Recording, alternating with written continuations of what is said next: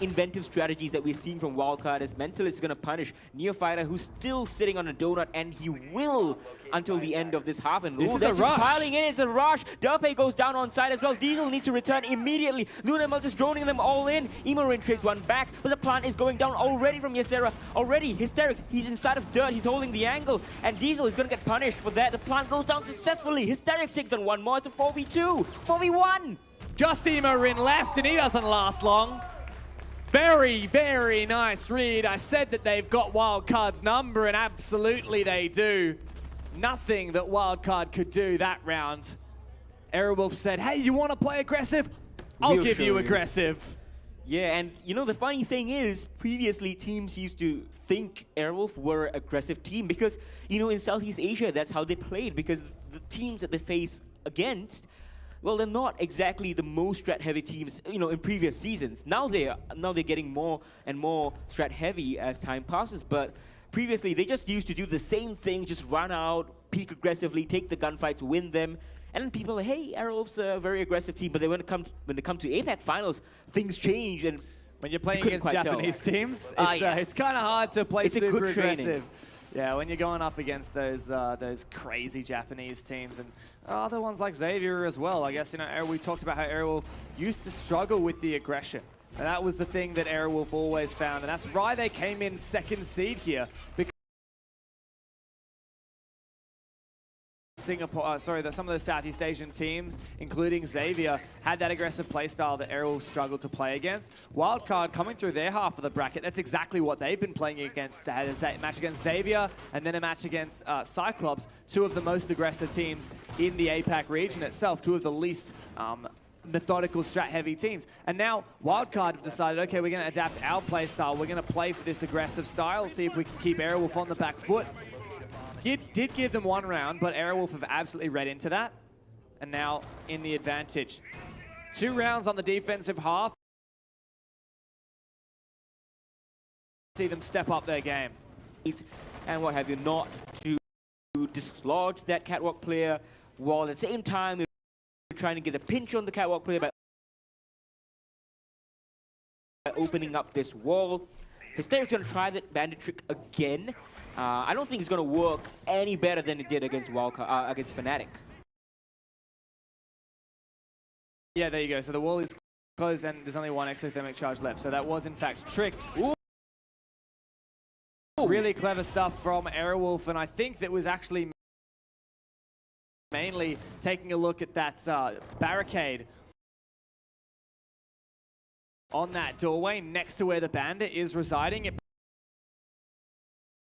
prevented that Zephyr charge from having effect onto the bandit, but nonetheless, Wildcard with that on the back foot, they're deciding to get aggressive and try to take Garage. You can't force this issue though, because Airwolf's ready to receive. 2 players left for Wildcard on their first attack, and they're falling apart. All on Diesel. He couldn't even get the wall open. He can't do anything else either. 5-2 now for our Singaporeans. If this pattern keeps up, right, we might just see Airwolf destroy everyone else but Fnatic this weekend and that. Can you believe that? Of course, Fnatic are fantastic teams, but so are Wildcard. Clearly they are, because they've made it to Tokonami and Montreal after that.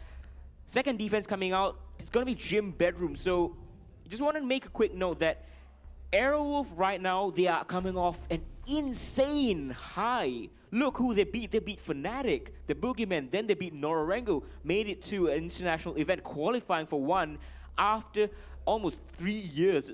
Allied Esports Minor, they were invited, of course. And Wildcard, on the other hand, must be feeling pretty tired. That was an exhausting series against Cyclops Athlete Gaming. They had to be at the A game mentally and, of course, physically as well. Neophyter is really not having a good time this series so far, while Hysterics is just shredding everyone.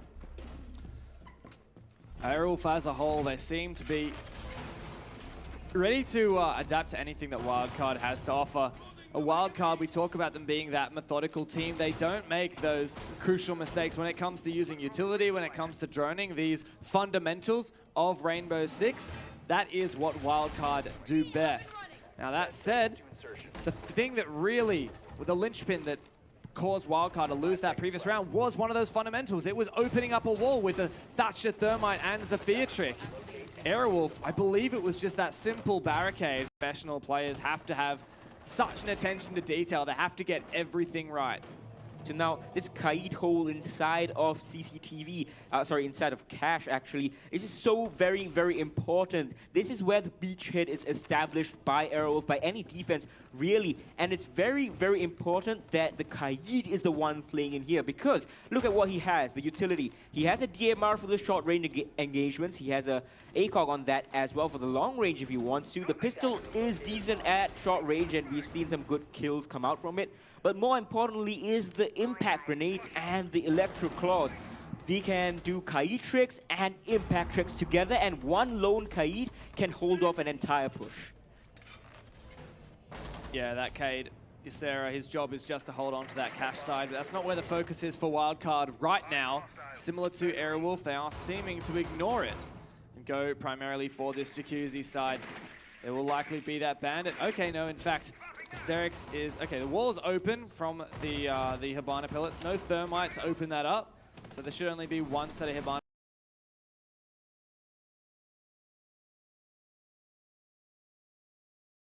Work. Lunametal trying to put this pressure onto the Jacuzzi balcony, but Wildcard aren't giving him anything right now, so he retreats back. For Wildcard, they're the ones that need to make the next move, and two players have been taken incredibly low. Hysterics inside bathroom, took a bit of damage, but that's the last Capital bolt gone. That was so close from Speakeasy, and very close for the Wildcard player. I think it was Diesel almost losing his head. He's already on low HP, as you noted, and the frag grenades are going to sail out, likely to kill Hysterics right now. He's on... Oh, no, there's an ADS. It's right in front of you. You should have shot it early on. Neophyter, he can't get the kill onto this Evil Eye, but Diesel gets the kill onto Ysera to start the fragging. There's a long run out from Lunametal. He's gonna down the diffuser, and Hysteric's gonna take one more. This is insane stuff from him. 3 versus 3 though, so the numbers are even. On the objective, it's time for Wildcard to get aggressive. Dirtbait, they've known for so long this pesky bandit inside a bathroom. Will they won't get one? No, he finds the first kill. Hysterics has been on fire, but he does get refragged. Surely a flashbang will prevent Mentalist from making this work. Dirtbear so low on HP, and Emorin has to plant. There's no time, and Wildcard, they just go for frags, and they make it work. Lack of information from Airwolf at the very, very end. They were peeking because they thought the diffuser was going down. They really didn't need to if they had known that the plant would not be going down actually, but the Valkyrie camera is clearly focusing on the push elsewhere and not on the site execute itself. That's usually the case though. Yeah, so we see usually it's the Maestro cameras for that site information, and we see... Honestly, it was just well played from Wildcard. Like, they did remove those Maestro cameras on the objective, so Airwolf didn't have that information when it was that tight scenario where Airwolf had lost the objective. They had to retake. They didn't have information. They didn't know where the Wildcard players were, and they needed to make something happen. And we are receiving information that this is Wildcard's tactical pause. In fact, the previous one on round 2 was Airwolves, which is still weird for the round 2 tac pause. It worked though, right? I mean, yeah, I guess. Yeah. The thing is for Wildcard here that makes it a bit confusing to me is that they don't know what bomb site they're going to be attacking next. Yeah. So they can't be talking about specific strategies or operators for a certain bomb site. However, they can continue talking about fundamentals. For example, they could say, guys, that was a really messy round, but we did well in the end. What we need to do is more of that where we just push in and refrag it out when Airwolf don't have a large presence, because that's what got Wildcard the win in that previous round. In my opinion, it was a huge part of it. There are a lot of tiny factors that add up, but Wildcard's ability to simply say, okay, let's go. We have a slight opening. It's not much, but if we brute force it enough, we can make it work. Let's send multiple players through. Let's refrag it out. If they pull that together, start to do it in more of these attacks, they can certainly make a comeback here. That's a very nice drone. It can look down all the way down east stairs, as well as anyone trying to play inside of garage or on the catwalk. Now Airwolf now going down to the basement. They have brought out the Clash once again. Now we saw real success from Airwolf on this clash yesterday against Fnatic, although it wasn't on the basement bomb site. Nevertheless, Ysera is a very, very fearsome clash, and let's see what he can do here on the basement against Wildcard. It's not going to be easy for Wildcard, but they have the Zofia concussion grenades, and those are going to be key in dislodging whatever Ysera wants to do. It's like what we said with Airwolf Fnatic. You can ban one shield on the attack, the Monsane, but Airwolf are just as good with that clash on defense. Especially on this map, it was this very map where Airwolf took that victory over Fnatic using that clash on the match points. Really, Airwolf certainly good with these shield operators, that relaying of information, the way that they play around each other works so well. Wildcard will have to deal with that. They do have the Zofia and the Capitao, two very effective counters to that clash. We'll see how it gets utilized. Looks like for now, Ysera's presence is to hold on to the Moto as long as possible. I believe they're hoping that they can cage trick this hatch for as much as possible. And in theory, this really should be easily countered. Neofighter just has to invest 2 EMP grenades, throw one down, get the Hibana pellets on, and then chuck the second one down. That's all you need to do. Not sure what the holdup is right now from them. They're going to send one more down. And yeah, second EMP, there we go. No kite trick was forthcoming anyway, because as you said, this is a very hard hatch to kite trick and usually not really worthwhile. What Speakeasy would want to hold on to is a church wall. That could really put a dent in Wildcard's plans if they want to take this bomb site easily and effectively, because usually the motor drop is what you push in from, and Ysera is going to be holding that to his dying breath. Another thing to point out, that clash is all about denying these choke points. When there is a choke point, denying access from the attackers. Now Wildcard, they only have the one hard breacher. Mavericks banned, they didn't bring the thermite, so there's going to be even more of those choke points as they can't open some more of these essential entryways. Now Ethan is going to prep a frag grenade after the ADS was burned by Diesel. So good teamwork. Emorin finally gets the first frag for his team. Hysterix goes down, but immediately refrag. Neofighter still can't find a kill. And he's going to go down to Lunar Metal, who's very low himself, but Speakeasy's got a beautiful long angle right now. He's going to fall off it because it's easily pre-fireable. Mentalist dies to Emorin, and that's a huge one. Sometimes when chips are down for Wildcard, Emorin steps up and does something big. Now he's on the floor and taken out, but he did find 2 kills to drag down with him. And one of those players left remaining for Airwolf is the shield, so one less weapon up, ready to take these fights. Also one player very lit up. Wildcard, this is your moment. You have to make a move. 5-3, they make a full rotate through blue. Can they find that first player? They can't spot him out. There's no time. He needs defense, and are on to match points. Speakeasy got at least 2 at the end there, or was it 3? It was all 3, I think. 2 with the DM, 1 with the pistol. That is amazing stuff from Speakeasy. All weekend long, he has been killing people left, right, and center. He did it to Fnatic. He was the equal for Virtuan. And I would say much of the reason why Airwolf were not run over by the power that comes with the Rizraz on land and a Virtue on land.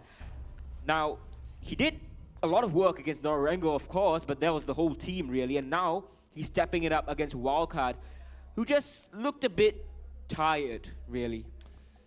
Wildcard have been playing for quite a long time now. They did have that match against Cyclops, which only went to 2 maps, fortunately for them, but it was full regulation, 12 rounds on the second map, and it was overtime, 8-6 on the first map.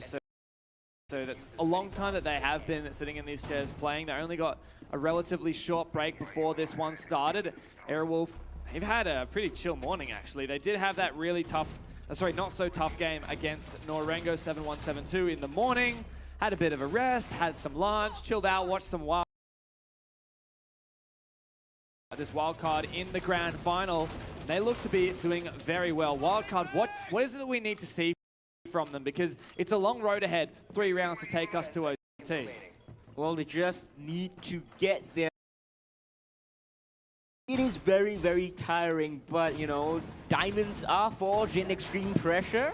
Carbon turns to beautiful glitter. That's what they have to do, really just collect themselves. Yeah, I'm not quite sure about how Wildcard will take this top floor, as last time everything fell apart when they failed to open up that main wall with the Thermite. Now they opted to only bring the one hard breach of the previous 2 rounds, which is a real question mark for me, but now they have that Thermite. They're ready to get this this main church wall open, CCTV wall open. However, last time that Zofia trick did not work. Will they have to try something different? They didn't bring the Capitao, so that's how Airwolf counter this bandit trick. Wildcard, maybe it's not going to work for them. Zofia ready, but I don't know if it'll work this time. Lunamel pulled off a crazy run out last time to defend this as well. So Wildcard are going to be very, very wary of that. The camera is still there. It's a fairly default camera, and I'm not too sure what Wildcard are not doing, bringing an IQ. There's just so many operators you need to bring on Clubhouse, man. Like, try and think about trying to get this main wall open. You need Zofia, Thatcher, and Thermite. And then you probably need a Hibana if you want to get anything else open. And then Buck for nades and vertical, potentially if you want it. So it's so hard. Like, they didn't even bring a Capitao. It's such a hard operator selection process on a bomb site like this. Now they're going to try for the bandit trick again. The barricade that you talked about being so imperative.